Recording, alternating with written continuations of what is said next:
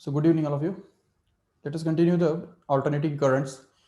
So last lecture में हमने already देखा था कि जब LCR मतलब इंडक्टर, कैपेसिटर और रेजिस्टर, ये तीनों जब साथ साथ लगाए जाते हैं, सीरीज में जब कनेक्ट किए जाते हैं, तो उस सर्किट के अंदर उन तीनों का ऑपोजिशन किस तरह से बिहेव करता है।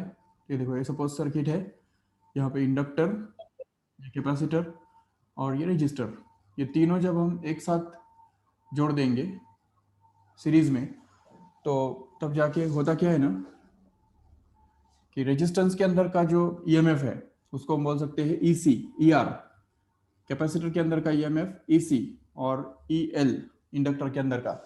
तो ये तीनों में से जो अगर करंट को अगर हम इस तरह से डिनोट करते हैं तो I naught, maximum current will be denoted by the vector which is drawn along this positive direction of x-axis. So we see that the EMF across the resistor try to be in the same phase as that of the current. The EMF across inductor tries to lead the current by pi by 2, and finally the EMF across the capacitor here tries to lag behind the current by the phase angle of pi by 2 only. And because of that, the difference of these two is obtained here in this direction. We can call it as EL minus EC, and the resultant of these two happens to be the maximum value of EMF across the circuit, and this E naught happens to be E naught square is equal to ER square plus EL minus EC का whole square. And this equation when simplified, if we just divide this whole thing by I naught square, तो I naught square से अगर इस पूरे को अगर हम divide कर देंगे तो यहाँ पे हमको मिलता है Z square is equal to R square plus XL minus XC का होल स्क्वायर, जिससे ही हमको इम्पीडेंस का फॉर्मूला मिल जाता है जो कि root of R square plus XL minus XC का square. So this value is obtained to be for the impedance, and this impedance can also be found out from impedance triangle. If we can see, impedance triangle can be drawn like this.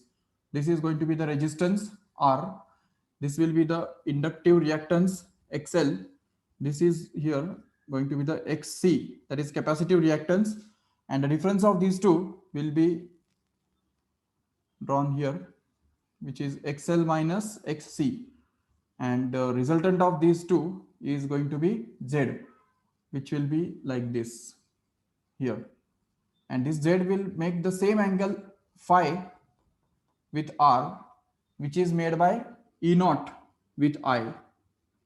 Okay, the angle is same, and in order to find out this angle we have derived the formula tan phi, which is going to be opposite side upon adjacent one. So opposite is going to be XL minus XC, which is to be divided by the resistance R here.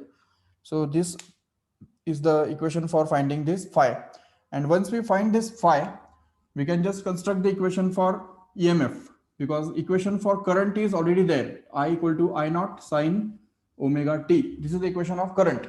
The equation of EMF can be obtained to be simply E is equal to E naught sine omega t plus phi, where phi can be obtained from this equation here, XL minus XC upon R.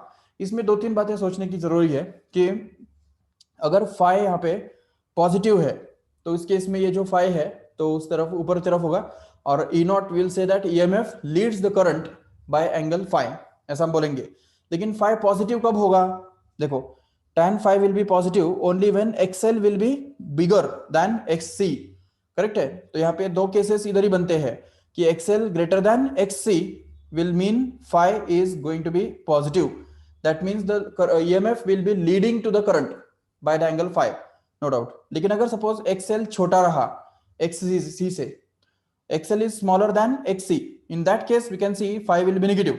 And phi negative होने का मतलब ये जो angle है वो नीचे की तरफ इस तरफ आएगा, डायग्राम यू चेंज हो जाएगा, तो ये एंगल जो है वो नीचे की तरफ दिखाना पड़ेगा हमको, और in that case we can say that EMF doesn't lead, actually it lags the current lags behind the current by the phase angle of phi. So just by comparing this equation and this equation, we get that phi is going to be the phase difference between EMF and current. Remember,